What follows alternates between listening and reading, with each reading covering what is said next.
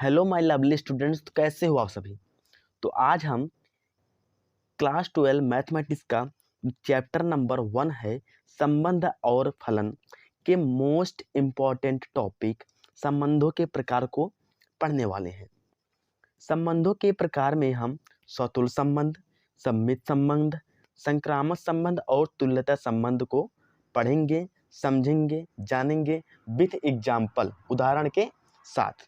ठीक है, तो सभी लोग दिल थाम के बैठिए, कापी कलम लेके बैठिए और हम बिना देरी किए अपने इस वीडियो को स्टार्ट करते हैं। तो सबसे पहले हम बात करेंगे कि सतुल संबंध किसे कहते हैं, जिसे इंग्लिश में कहते हैं रिफ्लेक्सिव रिलेशनशिप। सॉरी, रिलेशनशिप नहीं, रिफ्लेक्सिव रिलेशन, जिसे हिंदी में बोलते हैं सतुल संबंध। तो सतुल संबंध को समझने के लिए हमने इसे हिंदी में बहुत ही सरल तरीके से लिखा हुआ है। आप इसे एक बार पढ़िए, तुरंत समझ में आएगा।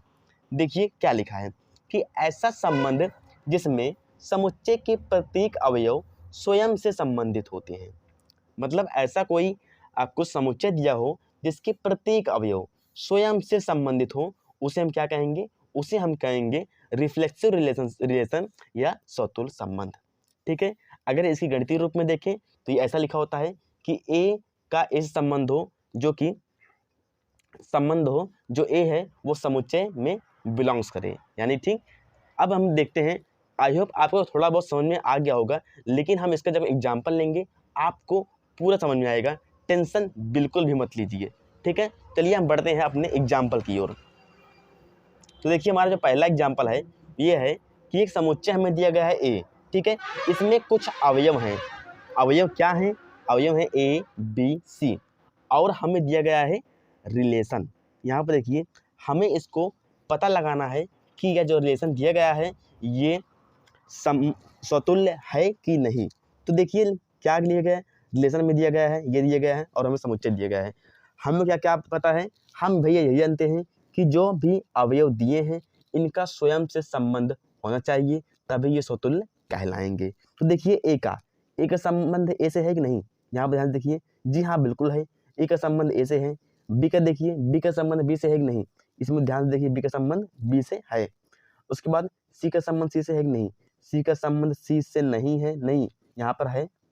यानी कि ए का संबंध बी है, बी का संबंध बी से भी है और सी का संबंध सी का है, यानी कि सभी अवयवों का संबंध स्वयं से है। इसका मतलब जो हमें ये रिलेशन दिया गया है ये भैया क्या है? स्वतुल्य है। ठीक है, अब हम बढ़ते हैं अपने आगे दूसरे उदाहरण की ओर। तो इसमें भी समुच्चय पहला वाला ही है, बस हमें रिलेशन चेंज कर दिए गए हैं। इसको भी हमें जांचना है कि यह स्वतुल्य है कि नहीं। यहाँ पर देखिए क्या करना, वही सेम चीज। ए का संबंध ए से है कि नहीं? हाँ जी बिल्कुल है। बी का संबंध बी से है कि नहीं? बी का संबंध बी से है, हाँ जी बिल्कुल है। सी का संबंध सी से है कि नहीं? ध्यान से देखिए, सी का संबंध नहीं है। इसका मतलब इसमें प्रत्येक अवयव का संबंध खुद से नहीं है। ए का है, बी का है, लेकिन सी का नहीं है। तो इसका मतलब ये हमारा क्या हो गया? स्वतुल्य संबंध नहीं है। अब हम बढ़ते हैं कि ऐसा नहीं है कि इसमें ए बी सी डी ही आए, इसमें गिनती भी आ सकते हैं, जो कि मैंने अपने अगले एग्जाम्पल में लिया है। देखिए यहाँ पर हमें एक समुच्चय दिया गया है बी, इसमें कुछ अवयव हैं। अवयव क्या हैं? 1 2 3। ठीक है, तो इनका हम एक रिलेशन लिए हैं। इसको हमें जांचना है कि यह स्वतुल्य है कि नहीं है। ध्यान से देखिए, एक का संबंध एक से है कि नहीं? हाँ जी बिल्कुल है। दो का संबंध दो से है कि नहीं? हाँ जी बिल्कुल है। तीन का संबंध तीन से है कि नहीं? ये रहा है। इसका मतलब इसके सभी अवयव का संबंध स्वयं से है। तो इससे तुरंत हमें पता चल जाता है कि ये जो संबंध दिया गया है ये हमारा स्वतुल्य संबंध है।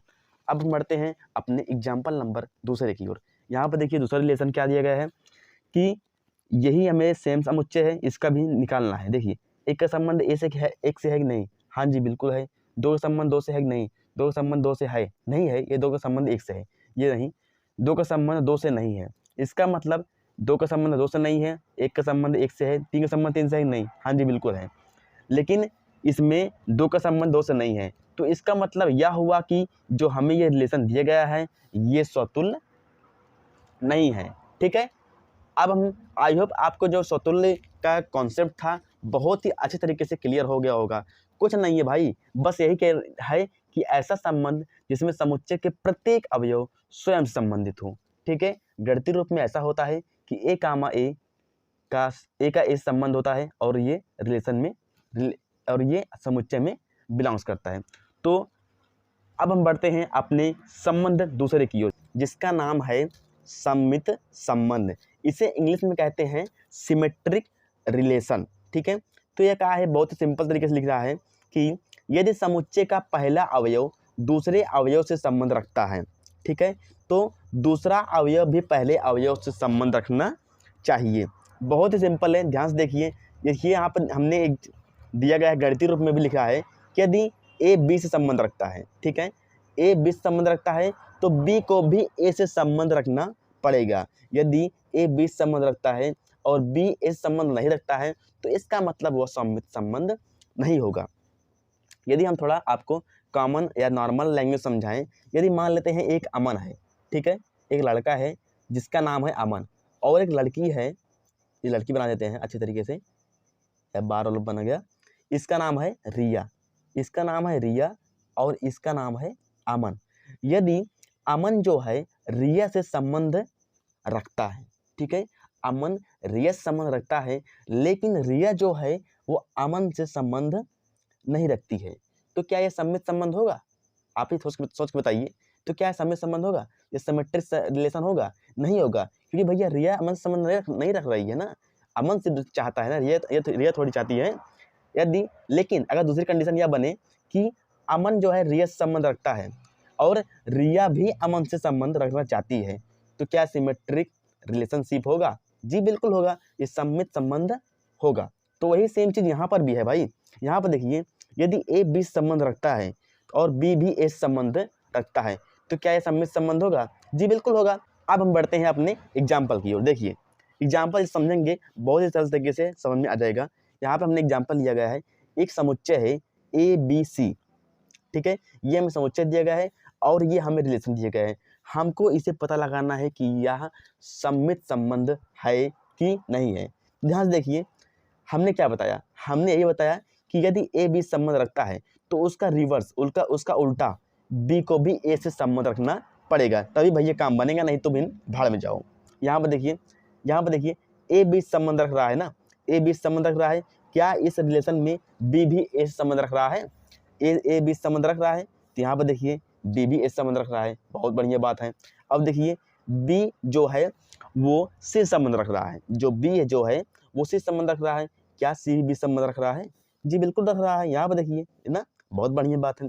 यहाँ पर देखिए जो सी है वो ए संबंध रख रहा है, सी है ए संबंध रख रहा है, क्या ए बी सी संबंध रखता है? जी बिल्कुल रख रहा है। यहाँ पर देखिए, इसका मतलब क्या हुआ? इसका मतलब यही हुआ ना कि ये क्या है, एक सममित संबंध है। ठीक है, अब बढ़ते हैं अपने कुछ अगले उदाहरण की ओर। यहाँ पर देखिए, यहाँ पर क्या हुआ कि ए बी संबंध रख रहा है, क्या बी भी ए संबंध रख रहा है? हाँ जी रख रहा है, चलो कोई बात नहीं, ये भी रख रहा है। क्या ए सी संबंध रख रहा है, तो सी ए बी से संबंध रख रहा है? जी बिल्कुल रख रहा है, चलो अच्छी बात है, ये भी रख रहे हैं। उसके बाद और देखिए, बी जो है वो सी संबंध रखता है, ठीक है, क्या सी बी से रख रहा है? इसमें देखिए ध्यान से, इस रिलेशन में जी नहीं रख रहा है, बहुत गद्दारी कर रहा है सलवा। बी जो है वो सी संबंध रख रहा है, लेकिन सी बी से संबंध नहीं रख रहा है, वही रिया वाली बात हुई ना। तो इसका मतलब क्या हुआ? सममित संबंध नहीं है। तो आई होप आपको समझ में आ गया होगा। अब हम बढ़ते हैं अपने कुछ संबंध नंबर तीसरे की ओर, उसका नाम है संक्रामक संबंध, जिसे इंग्लिश में कहते हैं ट्रांसिटिव रिलेशन। ठीक है, इसको हमने लैंग्वेज में नहीं लिखा क्योंकि आप ऐसे ही समझ सकते हैं, बहुत ही सरल है। देखिए, इसमें कंडीशन यह है कि ए बी से संबंध यदि रखता है, यदि जो ए है वो बी से संबंध रखता है और बी जो है वो सी से संबंध रखती है, ठीक है, ए बी से रख रहा है और बी सी से रख रहा है, तो ए को सी से रखना पड़ेगा, तभी हमारा संक्रामक संबंध कहलाएगा। यदि थोड़ा इसको और सिंपल करें तो यहाँ पर देखिए, यहाँ पे और समझ में आएगा। देखिए, यदि ए जो है वो बी संबंध रख रहा है और बी सी संबंध रख रहा है, तो ए को भी सी से संबंध रखना पड़ेगा। ठीक है, ये देखिए ये संबंध रख रहा है, इसका मतलब ये हमारा क्या हुआ? संक्रामक संबंध बन जाएगा। अब देखिए, हमको थोड़ा इसका एग्जाम्पल देखेंगे तो और भी अच्छे तरीके से आप क्लियर हो जाएगा। तो चलिए हम अपना एग्जाम्पल देखते हैं। यहाँ पे हमने एग्जाम्पल लिया गया है कि एक समुच्चय है जिसमें अवयव दिए गए हैं A B C D, ठीक है, ये हमें अवयव हैं। अब हम इसका देखेंगे रिलेशन कैसा है। तो यहाँ पे देखिए रिलेशन दिए गए हैं कि जो है वो A जो है B से संबंध रख रहा है और B जो है C से संबंध रख रहा है, ठीक है। तो क्या जो A है वो C से संबंध रख रहा है? जी बिल्कुल रख रहा है। इसका मतलब ये क्या हुआ, हमारा संक्रामक संबंध हुआ। मतलब बात कुछ नहीं है, बस ऐसे है कि जो A है वो B से रख रहा है और जो B है वो किसी तीसरे यानी C से रख रही है। तो जो पहला इसका है और इसके जो लास्ट है, इन दोनों को भी रखना पड़ेगा, तभी हमारा संक्रामक संबंध कहलाएगा, ठीक है। और एक एग्जाम्पल लेते हैं और इसका एक उदाहरण लेते हैं। देखिए इसमें वही बात है कि जो A है वो B से रख रहा है और जो B है वो C से रख रहा है, लेकिन इसमें एक गड़बड़ी हो रहा है, घोटाला हो रहा है कि जो A है वो C से नहीं रख रहा है संबंध, ठीक है। यहाँ पर देखिए A B से रख रहा है, B C से रख रहा है और C ससुरी चौथा से रख रही है, D से रख रही है। इसका मतलब ये क्या हुआ, हमारा संक्रामक संबंध नहीं है, ठीक है। तो आई होप आपको बहुत ही सिंपल था संक्रामक संबंध कैसे कहते हैं समझ में आ गया होगा।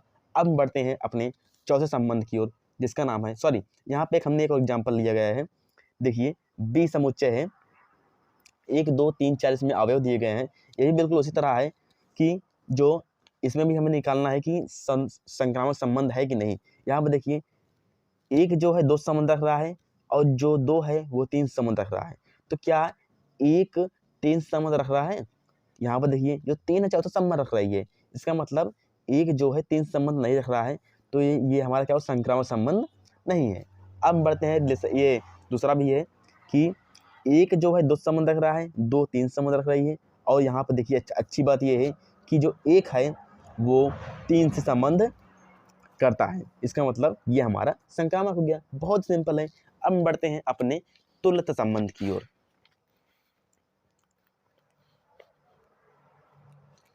तुल्यता संबंध किसे कहते हैं, ध्यान देखिए, यदि कोई संबंध स्वतुल्य हो, ठीक है, यदि कोई संबंध स्वतुल्य हो, सममित हो तथा संक्रामक हो, तब वह तुल्यता संबंध कहलाएगी। यानी कि अभी तक हमने जितना भी संबंध पढ़ा, यदि वो तीनों एक ही रिलेशन में हो, तब वो हमारा क्या कहलाएगा, तुल्यता संबंध कहलाएगा, ठीक है। यहाँ पर देखिए एक हमने एग्जाम्पल के लिए लिया गया है कि एक समुच्चय है जिसका नाम है A, उसमें अवयव है A B C, 3 अवयव हैं, ठीक है। और उसका जो रिलेशन है वो कुछ इस प्रकार है, ठीक है। अब हम इसे देखेंगे कि ये तुल्यता संबंध है कि नहीं है, ठीक है। तो सबसे पहले हम जांच करेंगे स्वतुल्य का। कैसे जांच करेंगे स्वतुल्य का? स्वतुल्य में क्या कंडीशन थी? स्वतुल्य में यही कंडीशन थी कि सभी अवयव स्वयं से संबंधित होने चाहिए, ठीक। तो यहाँ पर देखिए A का संबंध A से है, जी हाँ है, बिल्कुल है, चलिए। और B का संबंध B से है, B का संबंध B से है, जी बिल्कुल है। और C का संबंध C से है, हाँ जी है। इसका मतलब ये हमारा स्वतुल्य संबंध तो हो गया, ठीक। अब बढ़ते हैं सम्मित की ओर। सम्मित में क्या कंडीशन थी? सम्मित में यही थी, रिवर्स वाला, वो एरिया वाला।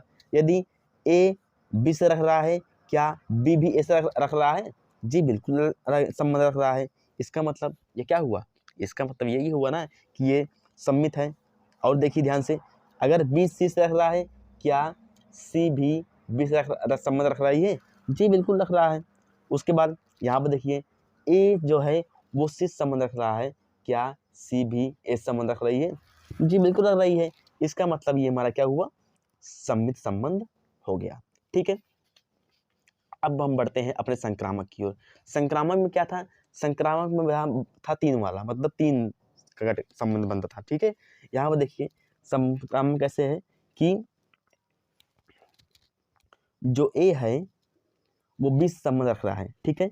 और जो B है वो देखिए, यहाँ पर देखिए जो A है वो B से संबंध रख रही है और जो B है वो C से संबंध रख रही है, ठीक है। ध्यान देखिए, A B से संबंध रख रहा है और जो B है वो C से संबंध रख रही है। तो क्या जो A दिया गया है इसमें वो इसके लास्ट वाले C से संबंध बनाता है? ध्यान देखिए, क्या A C से संबंध बना रहा है? जी बिल्कुल बना रहा है। इसका मतलब ये संक्रामक भी कहलाएगा। तो जब ये स्वतुल्य है, सममित है, संक्रामक है, तो ये भैया तुल्यता संबंध होगा कि नहीं? जी बिल्कुल होगा, तब यह स्थूलता संबंध कहलाएगा। तो आई होप आपको समझ में आ गया होगा कि स्वतुल्य किसे कहते हैं, सममित किसे कहते हैं, संक्रामक किसे कहते हैं और स्थूलता संबंध किसे कहते हैं। हमने बहुत ही सरल तरीके से समझाने का प्रयास किया है, इसको लैंग्वेज में लिख के बताया है। आई होप आपको बहुत ही अच्छा लगा होगा, बहुत ही समझ में आया होगा। तो बस तो आज के लिए इतना ही। मैं आशा करता हूँ कि आप इस वीडियो को लाइक करेंगे, कमेंट करेंगे और अपने दोस्तों के साथ शेयर करेंगे और हम इस वीडियो के सभी क्वेश्चनों को बहुत ही सरल तरीके से डिस्कस करने वाले हैं। तो चैनल को सब्सक्राइब कर लीजिए, वीडियो को लाइक कर दीजिए। तब तक के लिए bye bye, take care and Jai Hind.